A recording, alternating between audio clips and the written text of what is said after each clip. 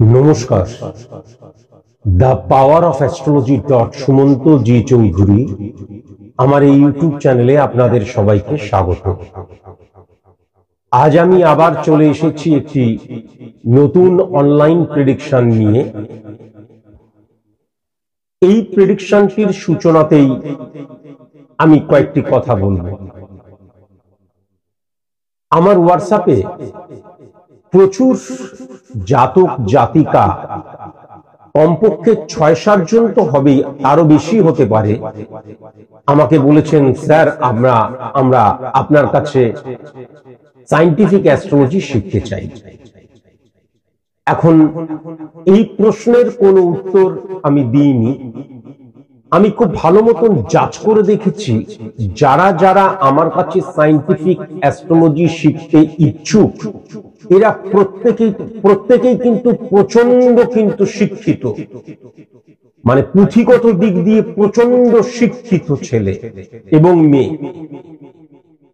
প্রথমেই আমি জানিয়ে রাখি, এবং সবচেয়ে বড় কথা, এই যে ৭ জন ৮ জন না ৯ জন আমার কাছে শিখতে চেয়েছেন, এদের মধ্যে অনেকেই আছেন যাদের বয়স কিন্তু ৫০, ৫৫, ৬০, এমনকি ৬৫ বছর, আবার ৩০ বছর, ২৫ বছরের একদম টাটকা তরুণেরাও রয়েছে, তরুণীরাও রয়েছে, জাতক জাতিকা উভয়।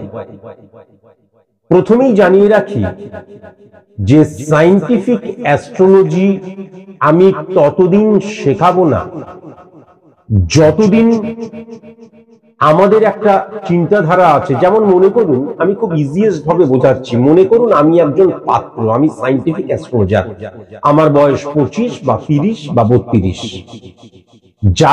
যারা মেয়ের মায়েরা দেখছেন, বাবারা দেখছেন, বা মেয়ের পক্ষ থেকে যারা দেখছেন, বলুন তো আপনারা ইহজন্মে কোনোদিন সায়েন্টিফিক অ্যাস্ট্রোলজারের সাথে আপনাদের মেয়ের বিয়ে দেবেন? যদি উত্তরটা হ্যাঁ হয়, তাহলে আমি কথা দিলাম কাল থেকেই শেখাবো। কিন্তু আমি জানি উত্তরটা না হবে। ১০০-তে ১০০টি মানুষ বা 100% মানুষ কিন্তু বলবে না না, কোনো অ্যাস্ট্রোলজারের সাথে কিন্তু আমরা আমাদের মেয়ের বিয়ে দেব না। চ্যালেঞ্জ। এখন আপনি যদি বলেন ওদের ইনকাম কোথায়, এটা সম্পূর্ণ ভুল।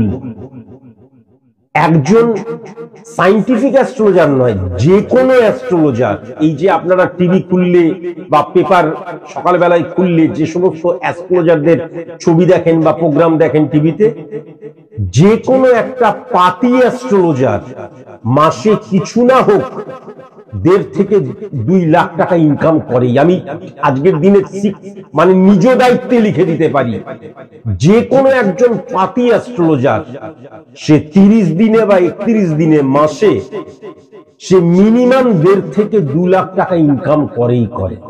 আপনি যদি বলেন আমাকে বুঝিয়ে দিন, আমি আপনাকে বুঝিয়েও দিতে পারবো। ধরে নিন আমার কথা বলি, আমি আমাকে দিয়ে এক্সাম্পল টানছি।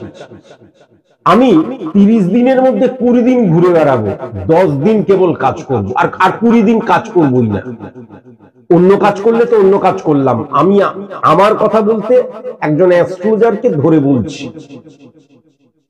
মনে করুন যে তার যে ফিস সেটা ১৫০০ টাকা। সেই ফিস থেকে তো তাকে আর অন্য কিছু করতে হচ্ছে না, শুধুমাত্র গাড়ি থাকলে গাড়ির পেট্রোল বা ডিজেল বা খাওয়া দাওয়া, হোটেল খরচা ছাড়া তো আর কিছু নয়। ওই যে তার যদি ফিস হয় ১৫০০ টাকা, দেখা গেল তার ১০টি চেম্বার রয়েছে। ধরে নেওয়া যাক যে ১০টি চেম্বার রয়েছে, প্রত্যেকটি চেম্বারে কমপক্ষে ১০ জন করে তো আসবেই। তাহলে ১০ জন যদি আসে, আমার ১৫০০ টাকা যদি ফিস হয়, তাহলে পার ডে কত টাকা ইনকাম হচ্ছে? আমি কিন্তু অন্য কোনো দিক বলছি না, কেবলমাত্র আমি প্রেডিকশন করছি তার ফিস হিসাবে।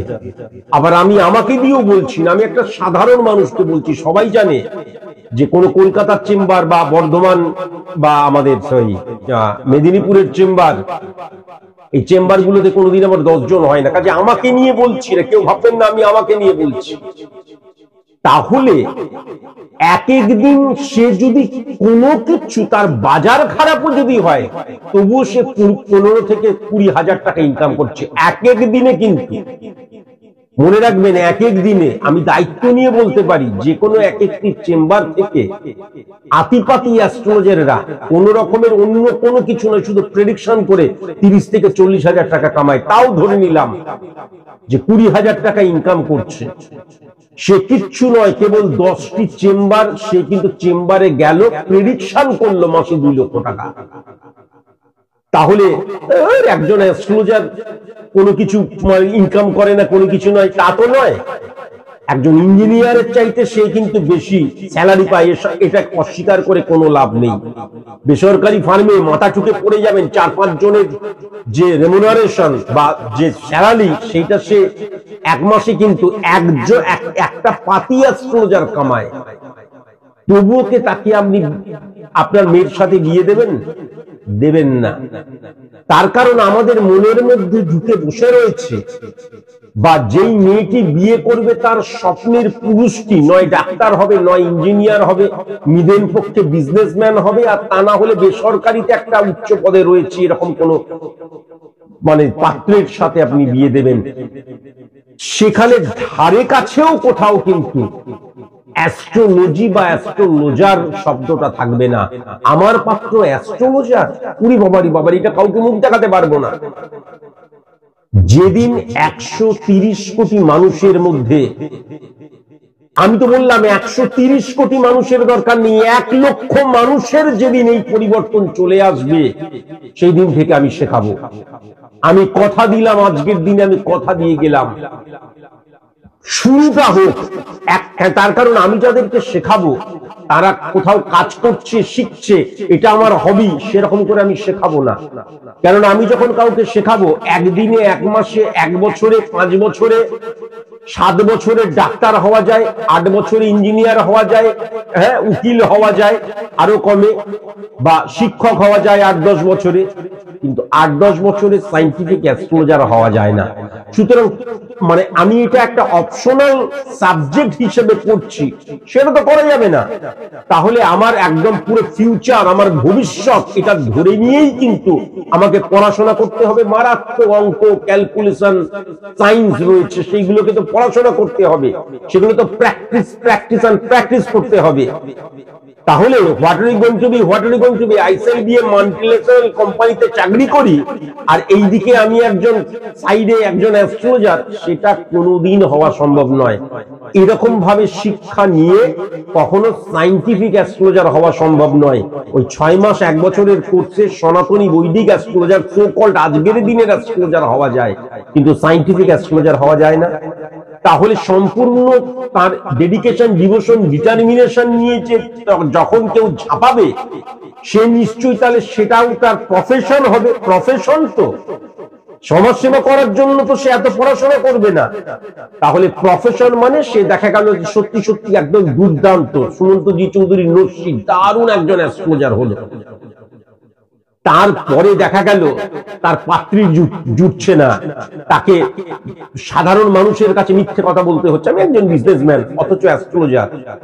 কেননা আমি দায়িত্ব নিয়ে বলছি, যারা প্রভূত হাজার হাজার লক্ষ লক্ষ কোটি কোটি টাকা ইনকাম করেছে লাস্ট 10 বছর, 15 বছর, 20 বছর, 30 বছর, 40 বছরে, আমি এমন অনেক মানুষের সান্নিধ্যে এসেছি, আমি বাইরে গিয়ে তাদেরকে দেখেছি, তারা কিন্তু বিজনেসম্যান হিসেবে জামা কাপড় পরে নর্মালি ঘুরছে, আমার মতন কিন্তু পৃথিবীর যে প্রান্তেই যাচ্ছে।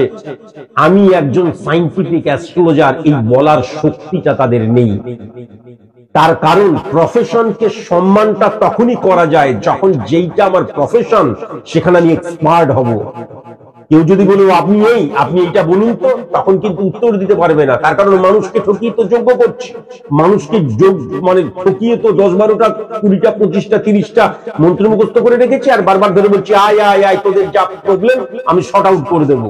আলটিমেট তো জ্ঞান নেই। তার সাথে যখনই কেউ এই সাবজেক্ট নিয়ে আলোচনা করতে শুরু করবে, সে বলতে পারবে না।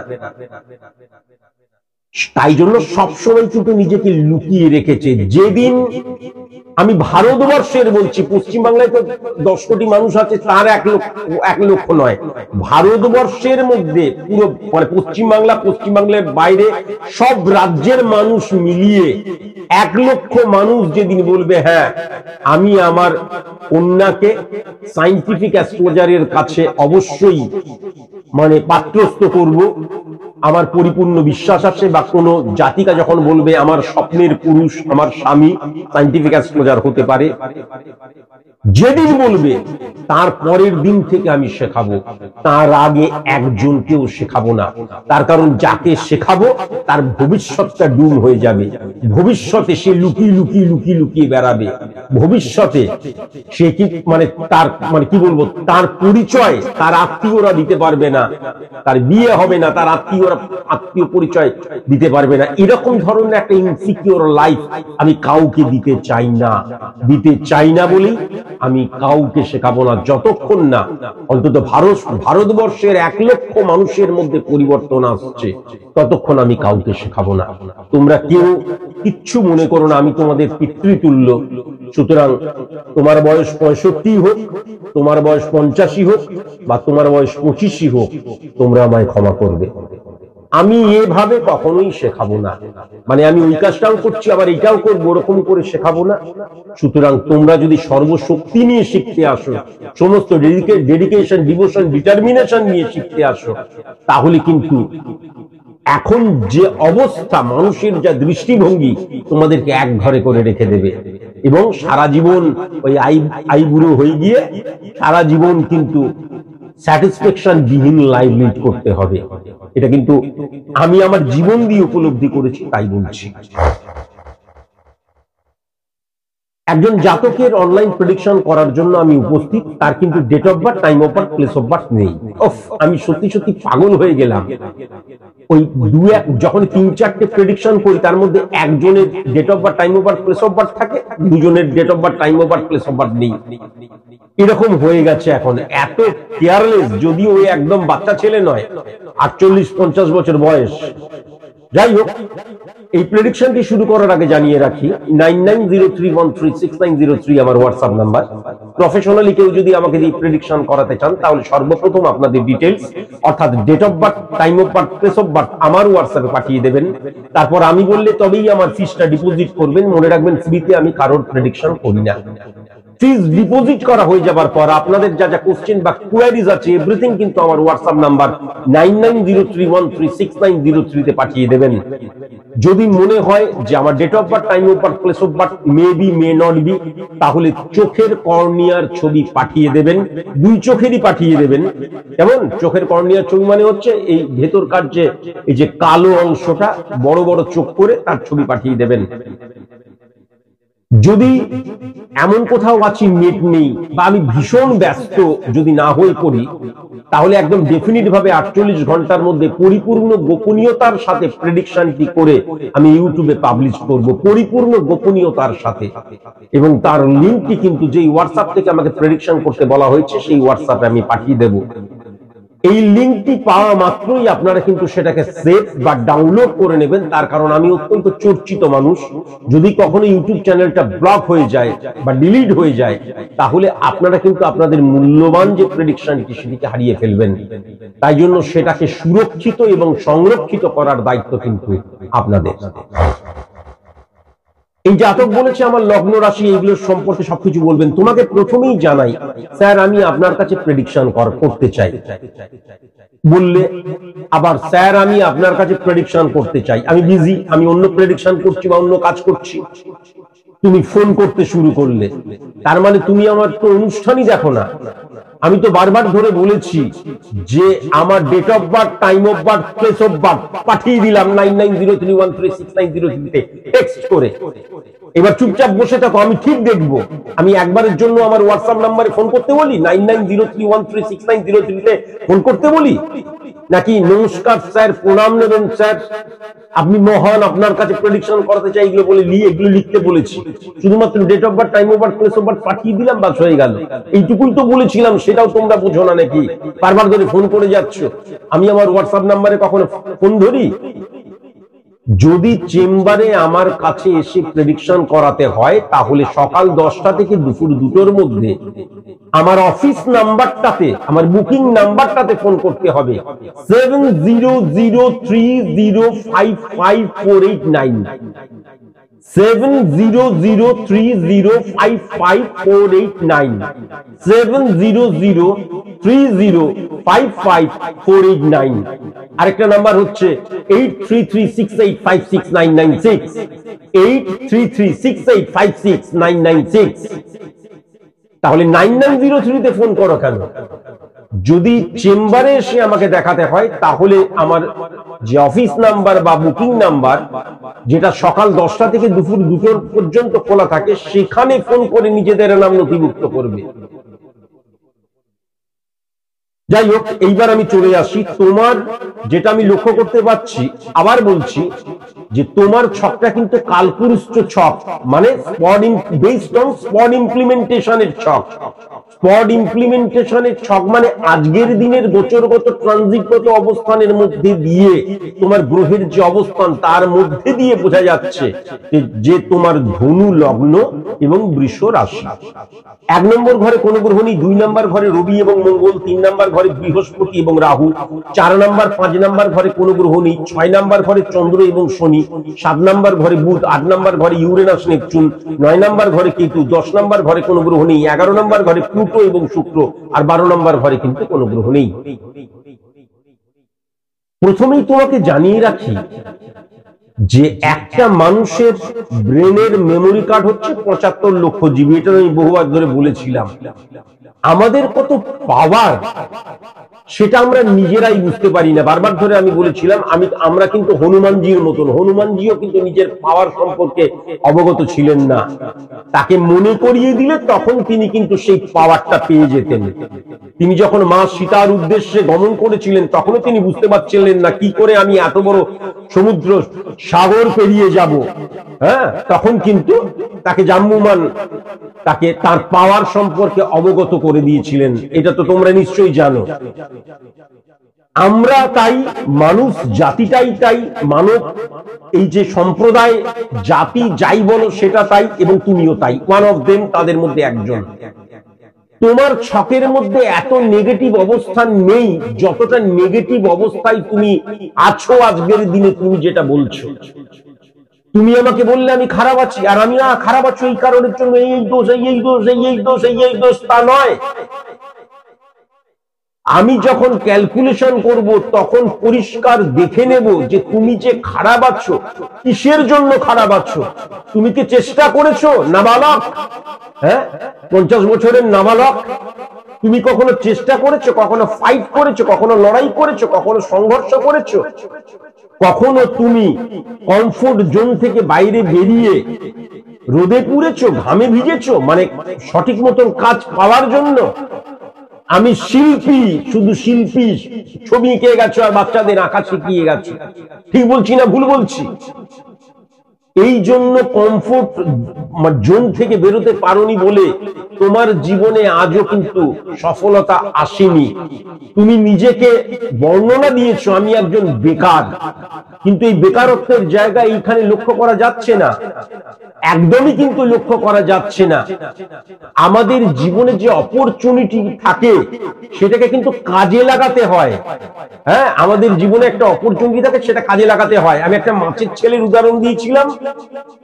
আমার একজন একদম রিসেন্ট আমার কাছ থেকে প্রেডিকশন করেছিল, রেমিডিয়াল প্রসেস অ্যাপ্লাই করেছে একজন বিজনেসম্যান, একটি মেয়ে। আমি জানি না সেই প্রেডিকশনটা দেখবে কিনা। সে না সকালবেলা হয় খায় দায় টিফিন টিফিন নিয়ে বা হয়তো ঝোলাঝুলি নিয়ে সে চলে গেল, দোকান খুলে বসে আছে, স্যার বিক্রি হচ্ছে না, আবার চলে এলো। তাহলে বিজনেস পলিসি বলে কিছু থাকতো না। ওইদিকে তুমি মাছের ছেলেটাকে দেখো, শুধু মাছের ছেলে কেন, কাপড়ের দোকানের জায়গাটা দেখো, সুরজিৎকে দেখো, আমার হাজার হাজার লক্ষ লক্ষ স্টুডেন্ট আছে। আমাদের জীবনে কোনো কিছু অটোমেটিকলি, আমি গিয়ে দোকান খুলে বসে রইলাম, ভাগ্যে থাকলে আসবে, ভাগ্যে না থাকলে আসবে না। বাস এই যে মানসিকতা, এই মানসিকতাটা কিন্তু আমাদের জীবনের মধ্যে ড্যামেজ নিয়ে আসছে। যে আমার যদি 100 টাকা পাওয়ার থাকে, আজকেই একজন সেলিব্রিটির একটা আমি কি আলোচনা শুনছিলাম দুপুরবেলা শুয়ে, এমনি জাস্ট হেলান দিয়ে শুয়ে শুয়ে দেখছিলাম, শুনছিলাম, এখানেই শুনছিলাম। তিনি বলছেন আমি কখনো কারোর কাছে কিছু বলতে চাই না, কেননা আমি জানি আমার যেটা পাওয়ার আছে তার 1% কম পাবো না, আবার 1% বেশিও পাবো না। তাই জন্য তিনি বলছেন কি 6 মাস ধরে কোনো কাজকর্ম পাচ্ছি না। এই মানসিকতা, আমার যদি 90% সফলতা থাকে, আমি যদি খুব মারাত্মক জিনিয়াস হই, তবুও 40 থেকে 50% এর বেশি সফলতা হাসিল করতে পারবো না।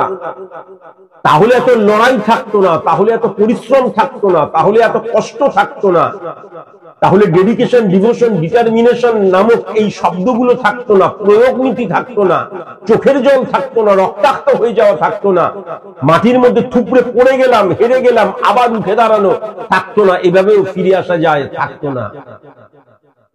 যখন আমরা যাদেরকে সেলিব্রিটি মনে করছি, তাই জন্য আমার চেম্বারে কখনো কোনো সেলিব্রিটিকে আমি অ্যালাউ করি না। আগে আসতো, কিন্তু এখন একদম অ্যালাউ করি না। আমি সেলিব্রিটি শুনলেই মাথা গরম হয়ে যায়। তারা নিজেরাও ডুবছে, কি অবস্থা সৃষ্টি করছে, এবং তাদেরকে দেখে যারা যারা অনুপ্রাণিত হচ্ছে তারাও ডুবছে। আমি শুধু দোকানে গিয়ে বসে রইলাম, দোকানে গিয়ে বসে আবার সন্ধ্যে 6টা বা 7টা বা 8টা বাজলো, একদম বেলা 10টা থেকে রাত 8টা পর্যন্ত বসে রইলাম, 2000 টাকা, 1500 টাকা, কোনোদিন 3000 টাকা বা কোনোদিন 4000 টাকার বিজনেস করলাম, চলে এলাম। আর একটা মাছ বিক্রি করে ছেলে আমার কথা শুনে সে তার পুরো গেম চেঞ্জ করে দিয়ে 30 কিলো থেকে এখন 150 কিলো মাছ বিক্রি করছে। আমি শুধু মাছের ছেলেটার এক্সাম্পল দিই, তার কারণ হচ্ছে আমার একদম কাছের এক্সাম্পল।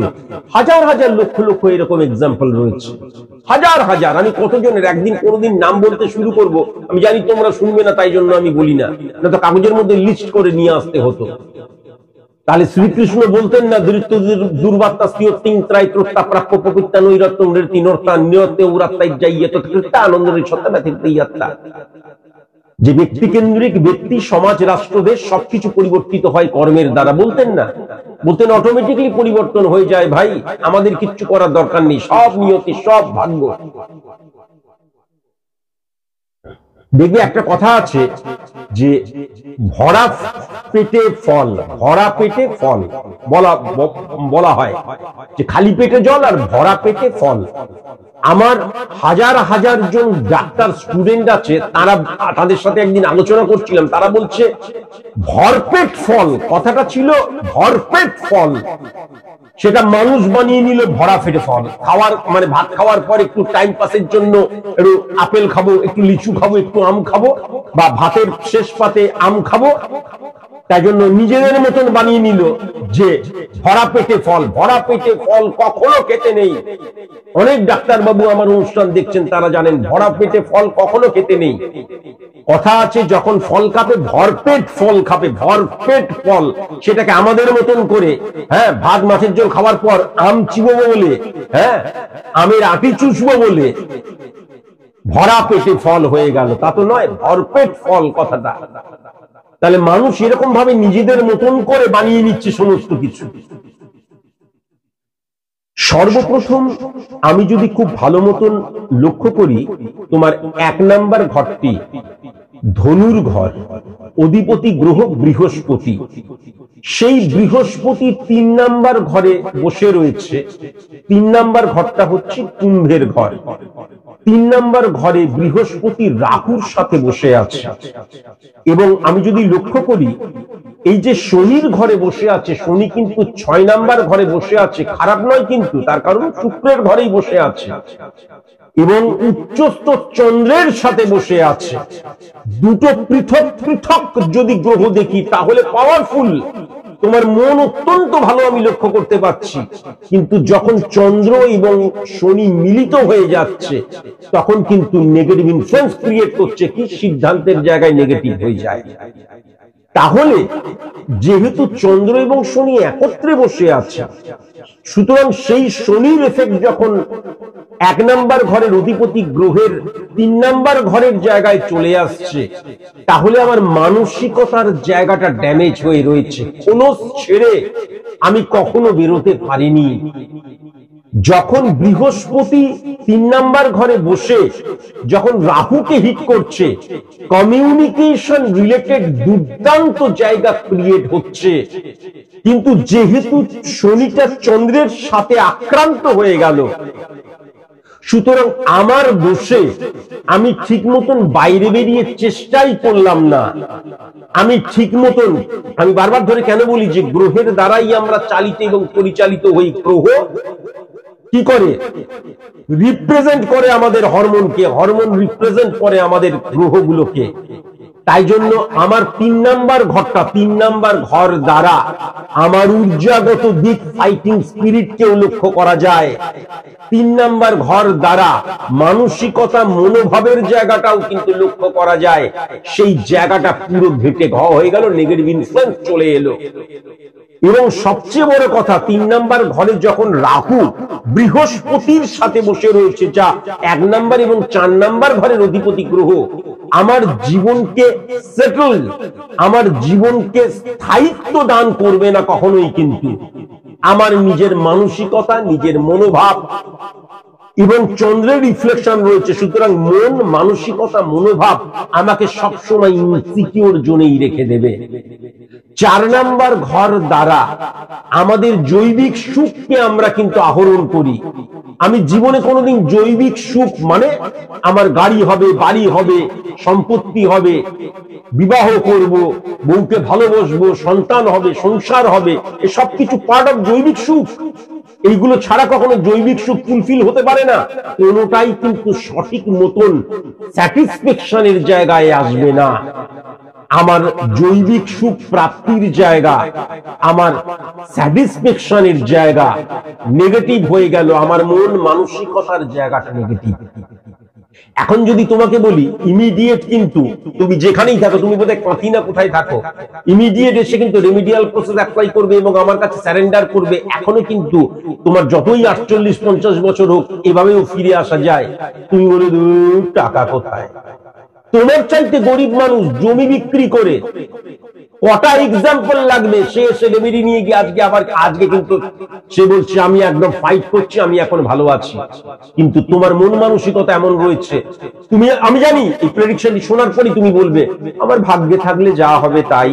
আমার কেন জানি না মনে হচ্ছে এই প্রেডিকশনটা আমি আগে তোমাকে একবার প্রেডিকশন করেছিলাম, ভুলও হতে পারে। হ্যাঁ, এই যে মানসিকতা থেকে তোমাকে বেরিয়ে আসতে হবে। আমার দ্বারা বোধহয় হবে না, 50 বছর হয়ে গেল, বাঁচবো তো আর মাত্র 25-30 বছর, আবার নিজের কি রেকটিফাই করব, এই মানসিকতাটা তোমার চলে আসবে। 48 বছর 50 বছর কিছুই নয়। কেননা মানসিকতার জায়গাটা, মনোভাবের জায়গাটা এবং মনের জায়গাটা কিন্তু একদম নেগেটিভ হয়ে গেছে। সেকেন্ড হাউসে রবি বসে আছে, সেকেন্ড হাউসটাও তো শনির ঘর। কেননা ধনু যদি 1 নাম্বার ঘর হয়, তাহলে মকর 2 নাম্বার ঘর। সেকেন্ড হাউসে রবি বসে আছে। রবি বসে থাকলে কি হয় বলেছি বারবার ধরে।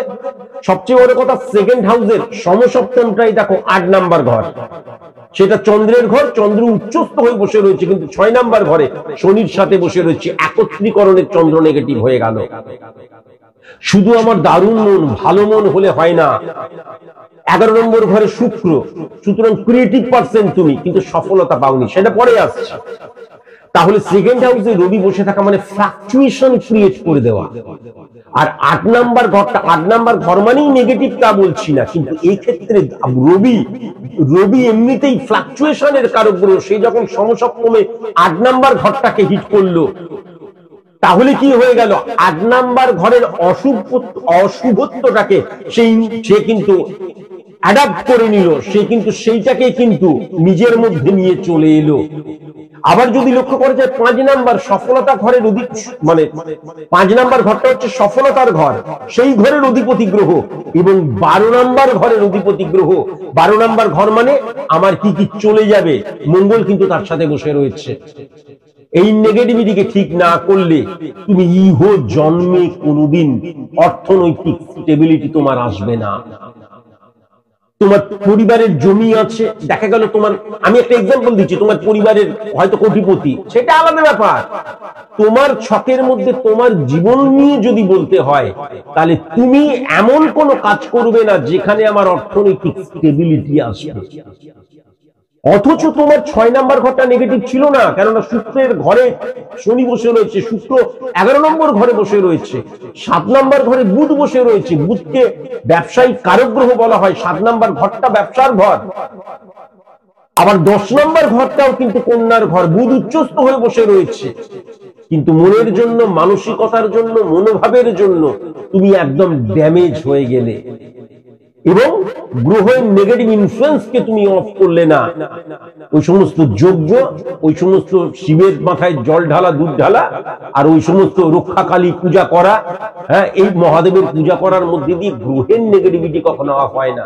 স্পিরিচুয়ালিটির ক্ষেত্রে সেইগুলো ঠিক আছে, হ্যাঁ, ভক্তির জন্য ঠিক আছে, শ্রদ্ধার জন্য ঠিক আছে, যাও না, কে বারণ করছে? কিন্তু আর এই ভবিতব্য, ভাগ্য, এগুলোকে কখনো মেনে নিও না। বারবার ধরে আমি বলেছি, আমাদের ছকটার মধ্যে দিয়েই এই যে বলে ভাগ্যে যা আছে তাই হবে, এটা জন্মছক দ্বারা বোঝা যায়, বারবার ধরে বলেছি। তাহলে এক্ষেত্রে কিন্তু সেকেন্ড হাউসটাও নেগেটিভ হয়ে গেল। কনফিউশন, তোমার মনের মধ্যে কনফিউশনের জায়গা লক্ষ্য করা যাচ্ছে, স্যাটিসফ্যাকশন বিহীন লাইফ হওয়ার জায়গাটা লক্ষ্য করা যাচ্ছে। আর চন্দ্র আজকের দিনে যখন নেগেটিভ হয়ে গেছে, এই শনির সাথে চলে এসছে, তখন মায়ের জায়গাটা ভীষণ নেগেটিভ হয়ে যাচ্ছে 18ই সেপ্টেম্বরের পর থেকে। তুমি 18ই সেপ্টেম্বরের পর থেকে মায়ের জায়গাটা ভীষণ নেগেটিভ হয়ে যাচ্ছে, এবং 8 নাম্বার ঘরের অধিপতি গ্রহ আজকের দিনে চন্দ্র, এবং সে যখন রবি মঙ্গলকে হিট করছে, তাহলে তো মাতৃভাব নেগেটিভ, পারাযোগ লক্ষ্য করা যাচ্ছে, মৃত্যুতুল্য কষ্ট পাওয়ার জায়গা লক্ষ্য করা যাচ্ছে, অ্যাক্সিডেন্টাল জায়গা লক্ষ্য করা যাচ্ছে, তোমার সাথে ডিটাচমেন্ট হয়ে যাবার জায়গাটা লক্ষ্য করা যাচ্ছে। এটাকে ঠিক করা ভীষণ প্রয়োজন ছিল। হ্যাঁ, যে ডেটটা বললাম, ডেটটা মনে রাখবে। যদি নেগেটিভিটি অফ না করো, তাহলে ওই একটা একটা করে দিন যাচ্ছে, সেটাকে কাউন্টি করে যাবে। রেকটিফাই করা প্রয়োজন, ইমিডিয়েট রেকটিফিকেশনের প্রয়োজন আছে। 4 নাম্বার ঘর দ্বারা আমি বলেই দিলাম, 4 নাম্বার ঘর দ্বারা ব্যক্তিগত জীবন, সংসার জীবন। 4 নাম্বার ঘর দ্বারা আমি আমার চন্দ্র দ্বারা যেমন মাতৃভাব বোঝা যায়, 4 নাম্বার ঘর দ্বারাও মাতৃভাব বোঝা যায়, জৈবিক সুখকে বোঝা যায়। তার বৃহস্পতি রাহুর সাথে থার্ড হাউসে বসে থাকার জন্য এই সমস্ত কিছু থেকে বঞ্চিত তুমি হয়ে যাবে। তোমার মানসিক স্ট্যামিনা থাকবে না, মনোভাব, মানসিকতা নেগেটিভ হয়ে যাওয়ার জন্য, এবং ঊর্জাগত জায়গাটা মারাত্মক নেগেটিভ হয়ে যাওয়ার জন্য। তুমি আমাকে বলতে পারো আমি অ্যাস্ট্রোলজিটা ছেড়ে দেবো, আমি প্রচুর চেষ্টা করেছিলাম স্যার, একদম চেষ্টায় জর্জরিত হয়ে গিয়েছিলাম। তুমি চেষ্টাই করনি, তুমি ভেবেছিলে হবে হবে হবে হবে হবে হবে করে তুমি শুধু ভেবেই গেছো, কিন্তু তুমি চেষ্টা করনি। চেষ্টা করলে অন্তত যা প্ল্যানেটরি অবস্থান ছিল, তুমি আজকের দিনে একটা স্টেবল জায়গায় যেতে পারতে, এখনো যেতে পারো, যদি নেগেটিভিটি গুলোকে অফ করে নেওয়া হয়। বুঝতে পেরেছো? 5 নাম্বার ঘর দ্বারা আমরা সফলতার জায়গাকে বুঝি, আর 11 নম্বর ঘর দ্বারা সফলতাকে ত্বরান্বিত করার জায়গা বুঝি। তাহলে 5 নাম্বার ঘরটা দ্বারা যখন আমরা সফলতাকে বুঝি, তার অধিপতি গ্রহ যখন রবির সাথে বসে আছে সেকেন্ড হাউসে এবং সমসপ্তমে 8 নাম্বার ঘরকে হিট করছে, তাহলে জীবনে সফলতাটা আসবে না। তুমি সফলতাটাকে আসতে দিচ্ছ না বলেই কিন্তু আসবে না, এটা পরিষ্কার লক্ষ্য করা যাচ্ছে। 6 নাম্বার ঘরটা কিন্তু চন্দ্র এবং শনির জায়গা। 1 2 3 4 5 6 7 6 নম্বর ঘরের অধিপতি গ্রহ শনি এবং শুক্রের অবস্থান অত্যন্ত পজিটিভ। সেখানে চন্দ্র বসে রয়েছে। চন্দ্রকে পৃথক করলে চন্দ্র কিন্তু উচ্চস্থ, অর্থাৎ তোমার মনের জায়গাটা অত্যন্ত ভালো, এবং মাতৃভাবের জায়গাটা কিন্তু মানে মায়ের প্রতি যে একটা শ্রদ্ধা রয়েছে, বা মা তোমার জীবনে একটা অত্যন্ত গুরুত্বপূর্ণ ভূমিকা গ্রহণ করবেন, এটাও লক্ষ্য করা যাচ্ছে। কিন্তু 6 নাম্বার ঘরে শনি এবং চন্দ্র সমসপ্তমে কাকে হিট করছে? 12 নাম্বার ঘরে। 1 2 3 4 5 6 7 12 নাম্বার ঘরে মঙ্গলের ঘরে মঙ্গল রবিযুক্ত হয়ে 8 নম্বর ঘরকে হিট করছে। তাহলে শনি মঙ্গলের বীজযোগ নেগেটিভ ইনফ্লুয়েন্স ক্রিয়েট হয়ে গেল। আর চন্দ্র 6 নাম্বার ঘরের 8 নাম্বার ঘরের অধিপতি গ্রহ 6 নাম্বার ঘরে বসে রয়েছে, সমসপ্তমে 12 নাম্বার ঘরকে হিট করছে। 6, 8, 12 তিনটে ঘর নেগেটিভ হয়ে গেল। মাকে হারাবার জায়গা পরিষ্কার আমি লক্ষ্য করতে পারছি। আবার বলছি, এমন হতে পারে শরীর স্বাস্থ্য খারাপ হয়ে গেল, বেডে চলে গেল, একেবারে দেখা গেল একেবারে মৃত্যুতুল্য কষ্ট পাচ্ছেন, লক্ষ্য করা যাচ্ছে। মরে গেলেই শুধু মৃত্যু হয় না, হাজার হাজার লক্ষ লক্ষ কোটি কোটি মানুষ জীবমৃত্যুর আন্ডারে রয়েছে, সেটা আরো ভয়ঙ্কর। সেটা কিন্তু এক্ষেত্রে আমি পরিষ্কার লক্ষ্য করতে পারছি। 7 নাম্বার এবং 10 নাম্বার ঘর অত্যন্ত পজিটিভ হয়ে রয়েছে, কেননা বুধ অত্যন্ত পজিটিভ। এই নেগেটিভিটি গুলোকে কাটিয়ে দিলেই তুমি বিজনেসের মধ্যে দিয়ে কিন্তু স্টেবল হতে পারবে, বিজনেসের মধ্যে দিয়ে নিজের পায়ে দাঁড়াতে পারবে, গ্যারেন্টি দিয়ে বলে দিতে পারি। 7 নাম্বার ঘরের অধিপতি গ্রহ, মিথুনের অধিপতি গ্রহ বুধ। 1, 2, 3, 4, 5, 6, 7 1 নাম্বার ঘর বৃহস্পতিকে হিট করছে। বৃহস্পতি 3 নাম্বার ঘরে নেগেটিভ হয়ে বসে রয়েছে। তাহলে বিজনেস করতে পারছো না এবং আর্নিং করতে পারছো না, স্টেবল হতে পারছো না, অর্থনৈতিক পরিপুষ্ট হতে পারছো না, স্যাটিসফাই হতে পারছো না। এই সবকিছুর জন্য তোমার মনোভাব, মানসিকতা এবং মন দায়ী হয়ে রয়েছে। এবং 3 নাম্বার ঘর দ্বারা ঊর্জাগত জায়গাটাকেও বোঝা যায়, ফাইটিং স্পিরিট, সেটাও ড্যামেজ হয়ে রয়েছে। এই জায়গাটাকে রিপেয়ার করলেই কিন্তু তোমার বিজনেস তোমার অত্যধিক ভালো হবে, এটা আমি লক্ষ্য করতে পারছি। আবার যদি 10 নম্বর ঘরটা লক্ষ্য করা যায়, কর্মের ঘর, 7 নম্বর ঘর ব্যবসা, 1, 7, 10 1 নম্বর ঘর দেখতে হয়, 7 নম্বর ঘর হচ্ছে ব্যবসার ঘর, আর 10 নম্বর ঘরটা হচ্ছে কর্মস্থানের ঘর। আমি বারবার ধরে বলেছি আধার, হ্যাঁ, আমার যে আমি কাজ করব সেটা আমি কি সার্ভিস না ব্যবসা, সবকিছুর আধার প্রেক্ষাপট আমার যে পটভূমি, সেটা কিন্তু 1 নাম্বার এবং 10 নাম্বার ঘরের আধারে হয়। কর্মের জায়গাটা 10 নাম্বার ঘরকেই হিট করে। তাহলে 10 নাম্বার ঘরের কন্যার ঘর, তার অধিপতি গ্রহ বুধ 7 নাম্বার ঘরে বসে রয়েছে। 7 এবং 10 দুর্দান্ত হয়ে রয়েছে। এই যে 1 নাম্বার অর্থাৎ লগ্ন মানে স্থাপত্য, ভিত, কাঠামো, মেরুদণ্ড, আমার এই ছকটার মেরুদণ্ড নেগেটিভ ইনফ্লুয়েন্সে চলে গেছে। বিশেষ করে মানসিকতা, মনোভাবের জায়গায় নেগেটিভ, মানে আমার ফাইটিং স্পিরিট আমার একদম নেই, লড়াইয়ের মনোভাব নেই, তাই জন্যই আমি কিন্তু ডিক্রিজ হয়ে যাচ্ছি। এবার 10 নম্বর ঘর 1, 2, 3, 4, 5, 6, 7 4 নম্বর ঘরকে হিট করছে। তাহলে তুমি চিন্তা করো, 4 নাম্বার ঘর দ্বারা জৈবিক সুখ, 4 নাম্বার ঘর দ্বারা আমি পুরোপুরি স্যাটিসফাই কতটা হতে পারবো, জৈবিক সুখ কতটা পেতে পারবো, আনন্দ কতটা পাবো, আমার ব্যক্তিগত জীবন, আমার গৃহস্থ জীবন, আমার বিবাহিত জীবন। তাহলে 10 নাম্বার ঘর অর্থাৎ বিজনেসের মধ্যে দিয়ে কিন্তু এইগুলো পাওয়া সম্ভব ছিল। এখন 48-50 বছর হয়ে গেছে, এখন আর পাওয়া সম্ভব কিনা আমি জানি না, কিন্তু এগুলো পাওয়া সম্ভব ছিল এবং বিজনেস তোমার হতো, সার্ভিস তোমার হতো না। আজকের দিনেও কিন্তু সেটা সম্ভব, যেহেতু 7 এবং 10 এবং 10 নাম্বার ঘর 4 নাম্বার ঘরকে হিট করছে। শুধু 7 নাম্বার ঘরের যে নেগেটিভ ইনফ্লুয়েন্স সমসপ্তমে 1 নাম্বার ঘরকে হিট করছে বৃহস্পতি। আবার বলছি, বৃহস্পতি 1 নাম্বার ঘরের অধিপতি গ্রহ হয়ে এবং 4 নাম্বার ঘরের অধিপতি গ্রহ হয়ে 3 নাম্বার ঘরে নেগেটিভ ইনফ্লুয়েন্সটা রয়েছে। রাহু কানেক্টেড হয়ে গেলে কি হয়, আমাদের চাহিদাগুলো স্ক্যাটার্ড হয়ে যায়, আমাদের চাহিদাগুলো বিক্ষিপ্ত হয়ে যায়, আমি অ্যাকচুয়ালি কি চাইছি নিজেই বুঝি না। এই জায়গাটা কিন্তু চলে আসে, যেটা তোমার ক্ষেত্রে লক্ষ্য করা যাচ্ছে। আমি বারবার ধরে বললাম, আজকের দিনে মাতৃভাব নেগেটিভ হয়ে রয়েছে, তার কারণ 8 নম্বর ঘরে চন্দ্র চলে এসছে। কেননা কর্কটের ঘর হচ্ছে 8 নম্বর ঘর, সমসপ্তমে মঙ্গলকে হিট করছে এবং রবিকে হিট করছে। মাতৃভাবের জায়গায় অ্যাক্সিডেন্টাল জায়গা লক্ষ্য করা যাচ্ছে, বা হঠাৎ করে শারীরিক অবস্থা বা অপারেশন যদি কখনো করতে হয়, অপারেশনের মতন অবস্থা হয়ে গেল, সেখান থেকে ড্যামেজ হয়ে যাওয়ার জায়গা, সেটা কিন্তু লক্ষ্য করা যাচ্ছে। রবি বসে থাকার জন্য, সেকেন্ড হাউস শনির ঘর, সেখানে রবি বসে আছে, এই পুরো জায়গাটা কিন্তু মারাত্মক নেগেটিভ ইনফ্লুয়েন্সে চলে গেল। মায়ের নেগেটিভিটিকে অবশ্যই কিন্তু অফ করা প্রয়োজন। 9 নাম্বার ঘরটা রবির ঘর, সেখানে কেতু বসে রয়েছে।